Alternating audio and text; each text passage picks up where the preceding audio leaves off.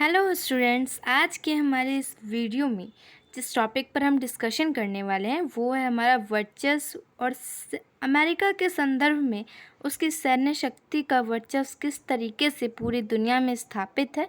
उस टॉपिक पर आज हम डिस्कशन करने वाले हैं।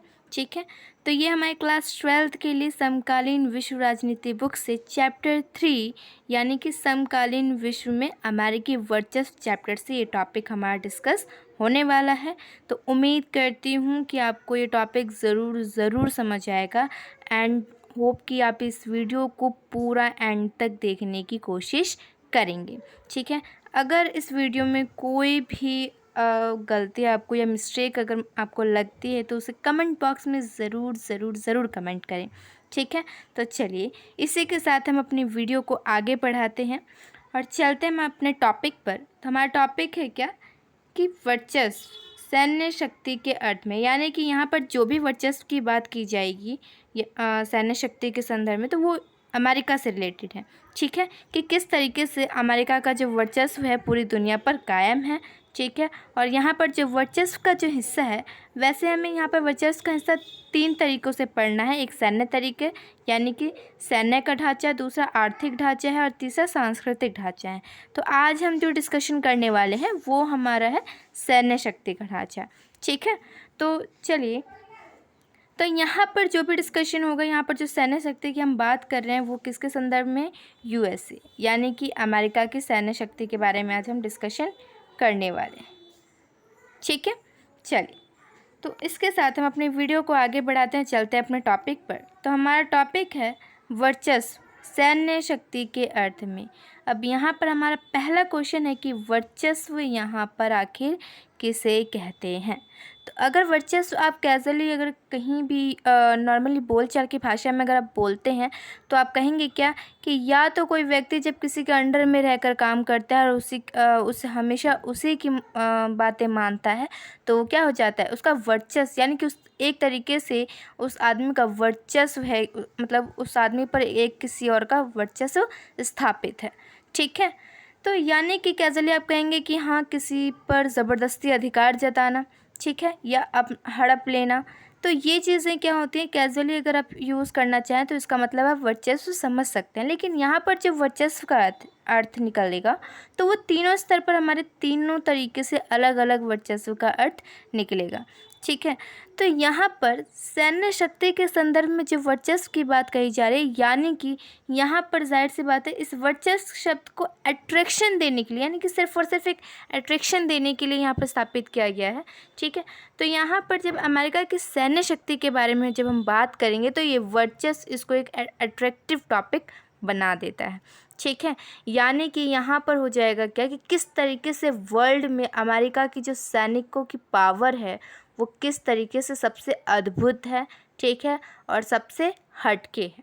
ठीक है, तो यानी कि यहाँ पर वर्चस्व का अर्थ अगर सैनिक क्षमता के संदर्भ में समझा जाए तो हम कह सकते हैं क्या कि यहाँ पर अमेरिका की जो सैनिकों की पावर है वो इतनी ज़्यादा सक्षम है किसी को विनाश करने में कि अभी तक कोई भी देश इसका मुकाबला नहीं कर सकती, यानी कि इसको टक्कर देने वाला भी कोई देश इसके बराबर आया ही नहीं है। तो हम एक तरीके से कह सकते हैं कि अभी जो है मौजूदा रूप में जो भी सैनिक पावर सबसे ज़्यादा जिसकी भी सैन्य पावर है वो है अमेरिका की।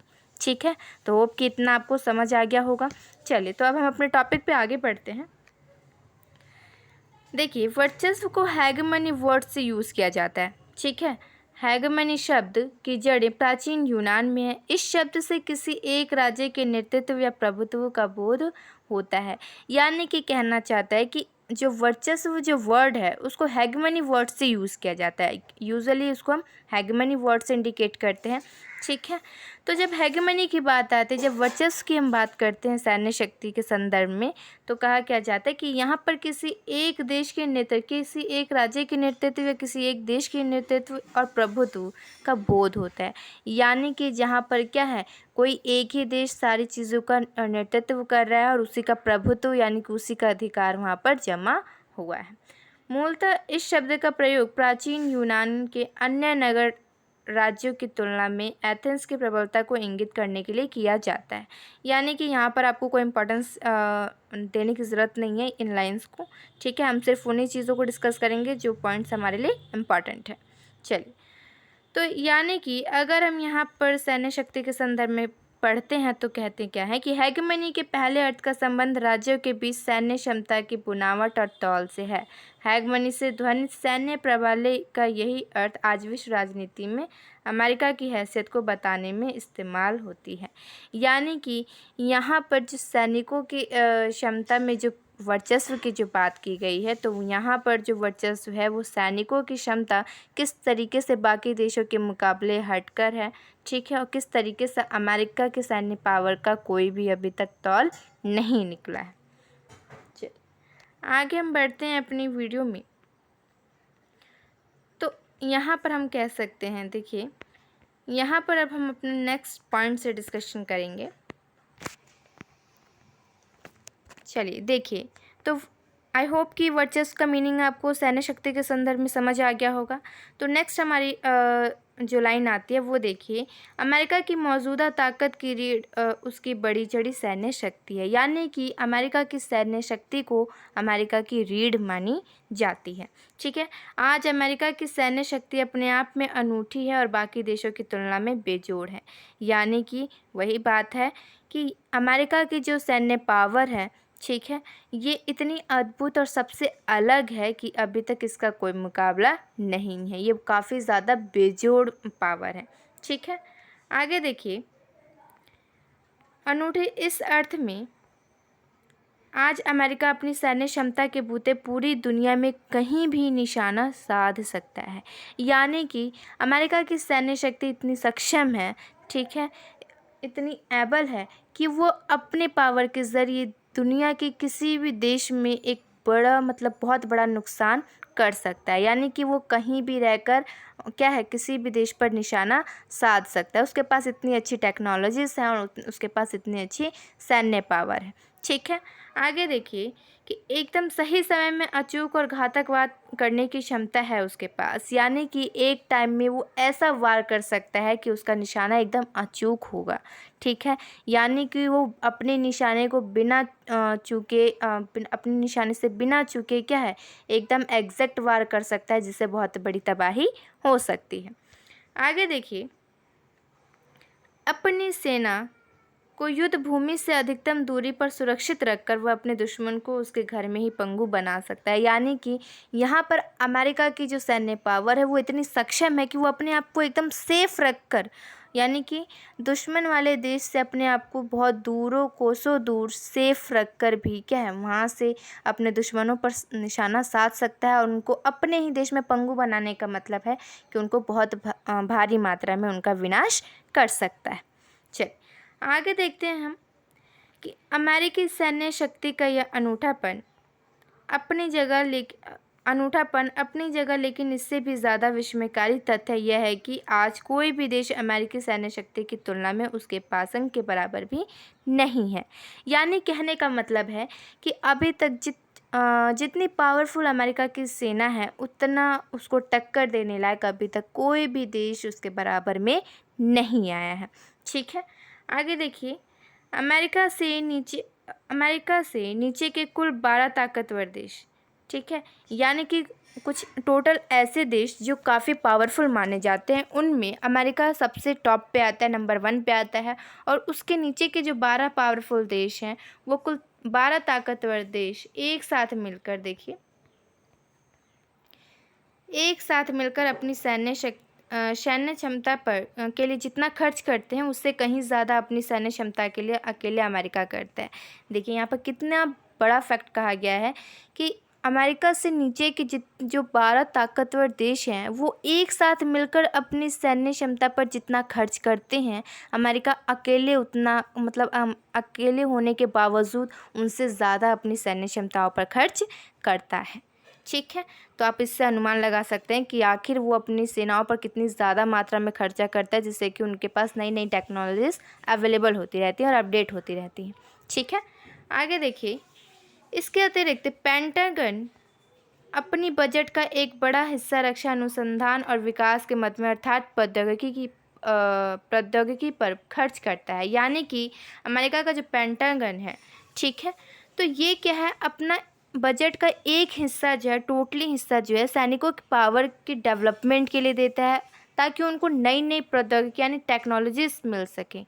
ठीक है, उन सैनिकों के लिए जितनी भी नई नई टेक्नोलॉजीज की ज़रूरत होती है, उनका जो व्यय होता है वो ज़्यादातर क्या है, पेंटागन के बजट के द्वारा जो दिया गया अनुसंधान होता है, जो विधान होता है, ठीक है, वो बजट के ज़रिए ही यहाँ पर पूरा हो जाता है।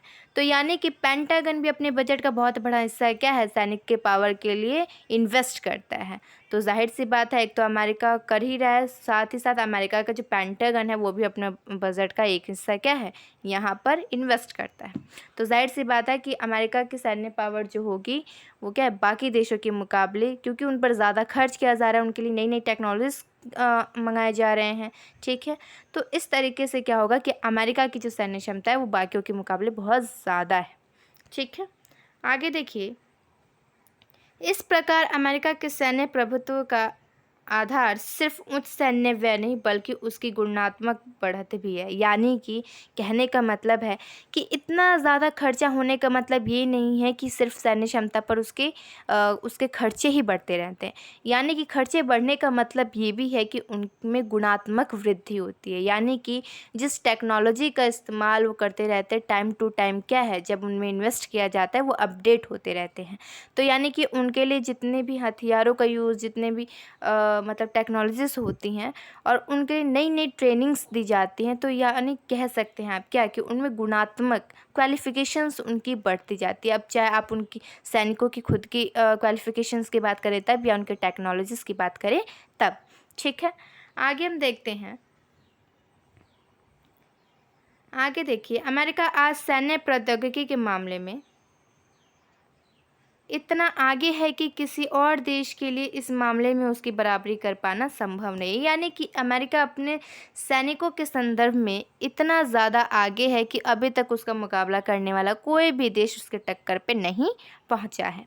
ठीक है, आगे देखिए, इसमें कोई शक नहीं है कि इराक पर अमेरिकी हमले से अमेरिका की कुछ कमज़ोरियाँ उजागर हुई थी। यानी कि देखिए, वैसे तो कहने के लिए अमेरिका काफ़ी पावरफुल है और एक महाशक्ति के रूप में उभरा हुआ देश है, लेकिन फिर भी जब एक टाइम पर अमेरिका ने इराक में हमला किया था तो उससे कुछ उसकी कमज़ोरियाँ उजागर हुई थी।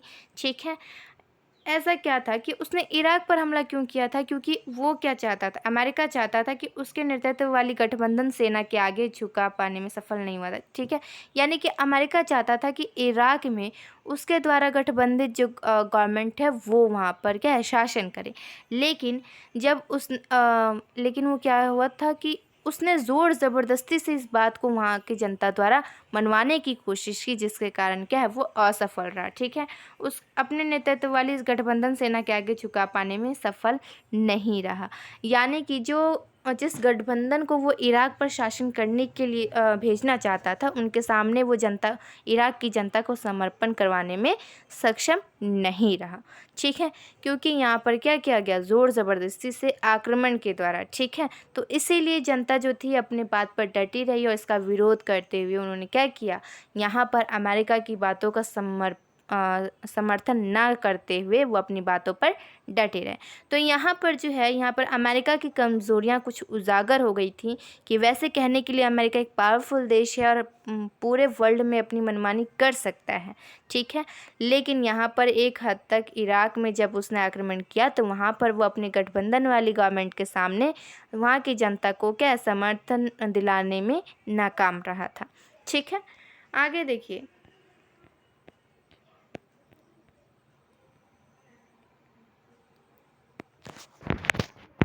आगे जो हमारा आता है, अगर आगे हम पढ़ें तो आगे देखिए, यहाँ पर हमें पढ़ना क्या है कि पूरी तरह से समझने के लिए हमें इसे ऐतिहासिक परिप्रेक्ष्य में देखना चाहिए। इतिहास इस बात का गवाह है कि साम्राज्यवादी शक्तियों ने सैन्य बल का प्रयोग महज 4 लक्ष्य यानी जीतने, अवरोध करने, दंड देने और कानून व्यवस्था बहाल रखने के लिए किया है। यानी कि यहाँ कहना क्या चाहते हैं कि साम्राज्यवादी यानी कि बाकी के जितने भी साम्राज्यवादी शक्तियाँ उभरी थीं, उन्होंने अपने सैनिकों का इस्तेमाल सिर्फ महज 4 चीज़ों के लिए किया था। एक तो वो क्या, युद्ध में जीतने के लिए, दूसरा अवरोध करने के लिए, ठीक है। यहाँ पर और दूसरा तीसरा है दंड देने के लिए, और चौथा है क्या, कानून व्यवस्था को बनाए रखने के लिए उन्होंने क्या किया, अपने सैनिकों का संचालन किया। लेकिन यहाँ पर अगर अमेरिका की बात करें तो इराक के उदाहरण से प्रकट है कि अमेरिका की विजय क्षमता विकट है। ठीक है, यानी कि यहाँ पर अगर इराक की बात करते हैं तो अमेरिका की विजय क्षमता विकट है। इसी तरह अवरुद्ध करने और दंड देने को भी उसकी क्षमता स्वतः सिद्ध है। यानी कि यहाँ पर कही जा रही है कि महज जो साम्राज्यवादी जितनी भी शक्तियाँ उभरी थी, उन्होंने अपने सैनिकों का इस्तेमाल क्या किया, युद्ध में जीतने के लिए, अवरोध के लिए, दंड देने के लिए, और चौथा क्या था, कानून व्यवस्था बनाए रखने के लिए उन्होंने इसका इस्तेमाल किया। लेकिन अमेरिका ने ठीक उन्हीं की तरह ही क्या है, उन्हीं महज 4 तरीक़ों को ही अपनाया। लेकिन इसका जो 4 तरीका भी था वो बेहद अद्भुत था। ठीक है, यानी कहने का मतलब सबसे हटकर था, ये अपने आप में स्वतः सिद्ध था, यानी अपने आप में एक्सपेंसिव चीज़ थी ये। ठीक है, आगे देखिए, अमेरिकी सैन्य क्षमता की कमज़ोरी सिर्फ एक बात में ज़ाहिर हुई, वह अपने अधिकृत भूभाग में कानून व्यवस्था नहीं बहाल कर पाया। यानी कि यहाँ पर अमेरिका की एक ही चीज़ क्या है, नाकाम रही कि वो उसके अधिकृत जितना भी भूभाग था वो वहाँ पर कानून व्यवस्था चलाए रखने में सक्षम नहीं रहा।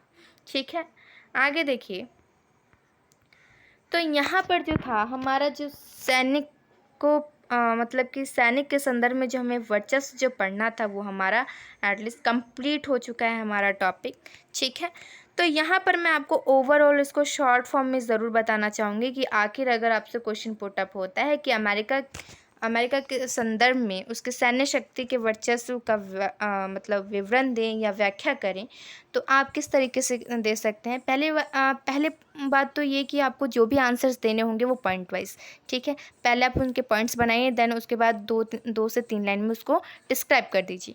ठीक है, तो पहला पॉइंट अगर आप कहें तो यही हो सकता है कि अमेरिका की सैन्य पावर इतनी सक्षम है कि अभी तक उसका मुकाबला करने के लिए कोई भी देश उसके टक्कर में नहीं आया है।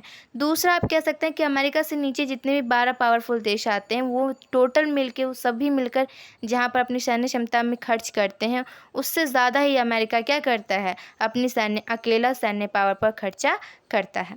ठीक है, साथ ही इसके सैन्य पावर इतने सक्षम है कि वो अपने आप को सेफली रखकर ही अपने दुश्मनों पर ऐसा वार कर सकते हैं कि उन्हें अपने ही देश में पंगु बना सकते हैं। ठीक है, साथ ही क्या है कि अपने सैन्य पावर के ज़रिए क्या कर सकते हैं, पूरे देश में मनमानी कर सकते हैं। ठीक है, तो आगे आप अपना पॉइंट दे सकते हैं कि अमेरिका का पेंटागन भी जो है क्या, वो अपने बजट का एक बड़ा हिस्सा क्या करता है, इनकी टेक्नोलॉजी, इनके प्रौद्योगिकी अपडेटिंग के लिए देता रहता है। ठीक है, तो यानी कि ये 4 से 5 पॉइंट अगर आप शॉर्ट फॉर्म में अगर आप याद कर लेते हैं, आप उनको डिटेल के साथ एग्ज़ाम में ईज़िली डील कर सकते हैं। ठीक है, तो होप कि आपको ये वीडियो समझ आई होगी। Thank you so much.